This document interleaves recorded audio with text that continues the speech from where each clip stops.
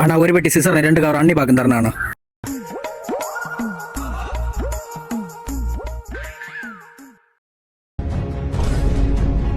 ஐயோ இவர் என்ன தீஞ்சொடி வராரு. இங்க என்ன இத? இல்லப்பா இது கடை வர வந்தேன்.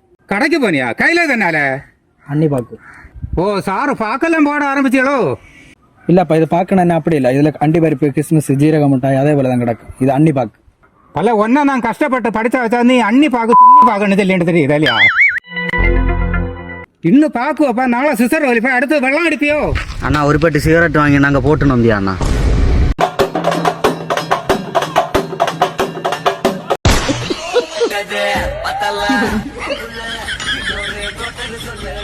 மாப்பிள்ள சரக்கோடு சைடிஸோடு இருக்கேன், நீ எங்க இருக்க?